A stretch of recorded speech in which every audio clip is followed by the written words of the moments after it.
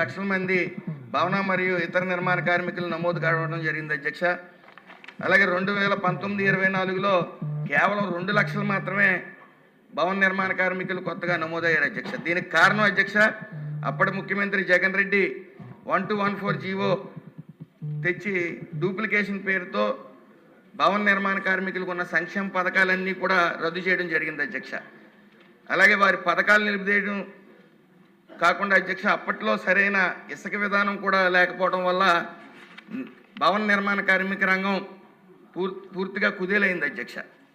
అయితే ఎక్కువ కాలం ప్యాలెస్లో ఉంటూ ఒకవేళ బయటకు వచ్చిన పరదాలు కట్టుకుని బయటకు వచ్చి కార్మికులు కనిపిస్తారేమో అనే భయంతో తిరగవలసి వచ్చింది అధ్యక్ష. అతనికి సుమారు ఈరోజు 18 లక్షలున్న భవన నిర్మాణ కార్మికులు ఈ 1214 మెమో వల్ల రిజిస్ట్రేషన్ చేయించుకోవడం మానేశారు అధ్యక్ష. పథకాలు ఏమీ లేవని ఇప్పుడు నమోదు కార్యక్రమం చేసుకోవాల్సిందిగా కోరడం జరిగింది అధ్యక్ష. ఈ పథకాలన్నీ మళ్ళీ వెలుగులోకి తీసుకురావడం వల్ల సుమారు 30 లక్షల మంది నమోదు చేసుకునే అవకాశం ఉంది అధ్యక్ష.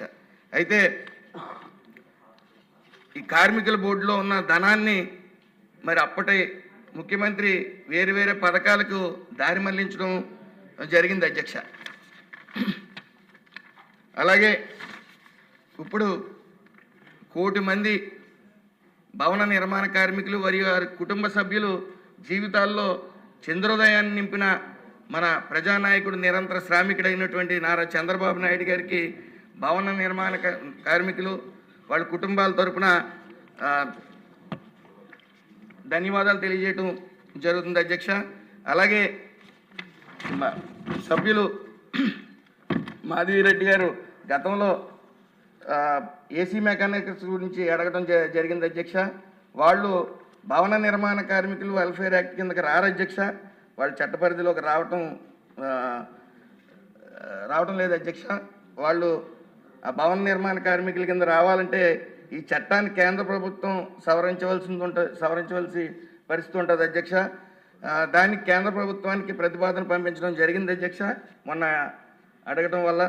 అయితే వీళ్ళని రీసెంట్గా కొత్త లేబర్ కోడ్స్లో అన్ఆర్గనైజ్డ్ వర్కర్స్ వెల్ఫేర్ చట్టం అనేది ప్రతిపాదించడం జరిగింది అధ్యక్ష. దాని ద్వారా వీళ్ళకి సంక్షేమాన్ని మనం అందించే అవకాశం ఉంది అధ్యక్ష. అలాగే వీళ్ళకి ఇందాక చెప్పినట్టు అధ్యక్ష, కొత్తగా స్కీమ్స్ని యాక్టివేట్ చేయడం జరిగింది అధ్యక్ష. మెటర్నిటీ బెనిఫిట్ కానీ, ఫ్యూనరల్ ఎక్స్పెన్సెస్ కానీ, న్యాచురల్ డెత్ బెనిఫిట్ కానీ, స్కిల్ డెవలప్మెంట్ బెనిఫిట్ కానీ భవన నిర్మాణ కార్మికులకి ఇవ్వడం జరుగుతుంది అధ్యక్ష. అలాగే హెల్త్ స్క్రీనింగ్ అనేది కూడా గౌరవ ముఖ్యమంత్రి గారు మళ్ళీ పథకాన్ని స్కాలర్షిప్ ఇవ్వటం కానీ, హెల్త్ స్క్రీనింగ్ కూడా వెలుగులోకి తీసుకురావడం జరిగింది అధ్యక్ష. మనోహర్ గారు తమరు అంటే గౌరవ సభ్యులు పార్థసారథి గారు ఇందాక ఈ రైస్ కార్డు విషయం గురించి ప్రస్తావించారు అధ్యక్ష. కార్మికులకి ప్రత్యేకంగా ఆ సౌకర్యం కల్పించే విధంగా రాష్ట్రంలో ఉన్న 4,35,00,000 లబ్ధిదారులకు పోర్టబిలిటీ ఎనేబుల్ చేసాం అధ్యక్ష. సో సుమారు 29,796 రేషన్ షాప్స్లో, ఫేర్ ప్రైస్ షాప్స్లో ఎక్కడైనా సరే వీళ్ళు వాళ్ళ రేషన్ తీసుకోవచ్చు అధ్యక్ష. రైస్ సరుకులతో పాటు ఇతర సరుకులు కూడా తీసుకోవచ్చు. గౌరవ సభ్యులకి ఎటువంటి సమాచారం ఉంటే తప్పకుండా అందించండి, దానిపైన తప్పకుండా మేము చర్యలు తీసుకుంటాం. Okay, thank you. ఒక విషయం అండి, అనుబంధ ప్రశ్నలు మంత్రి గారి జవాబు కంటే ఎక్కువ ఉన్నాయండి, లాంగ్గా. అంటే కొంచెం ప్రశ్న వాటి గారు అడిగే వరకు టైం కట్ చేసుకుంటే ఇప్పుడు ఆల్రెడీ 2 క్వశ్చన్లు అయ్యాయి, 26 minutes అయింది. నేను కూడా రన్ చేయాలి కదా, ప్లీజ్ కోఆపరేట్ చేయండి. నెక్స్ట్ క్వశ్చన్ అండి, 1210 ఎడ్యుకేషన్ మినిస్టర్ గారు. అధ్యక్ష, మొదటి ప్రశ్నకి సమాధానం, కేజీబీవీ పాఠశాలలు ప్రత్యేక యాక్ట్ కింద నియమిస్తాం కాదండి.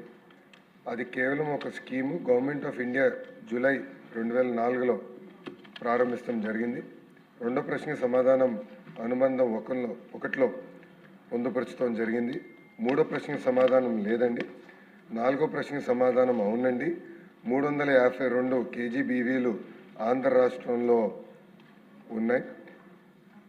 ఐదో ప్రశ్నకి సమాధానం వివరాల అనుబంధం 2లో పెడతాం జరిగింది. ఆరో ప్రశ్నకి సమాధానం అనుబంధం 3లో పెడతాం జరిగింది. రవికుమార్.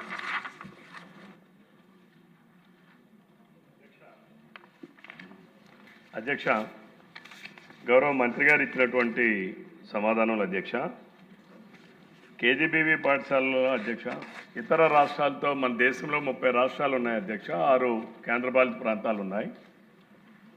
2/3 ఆఫ్ ది రాష్ట్రాల్లో కేజీబీవీ పాఠశాలలు ఉన్నటువంటి స్కూల్స్ కేవలం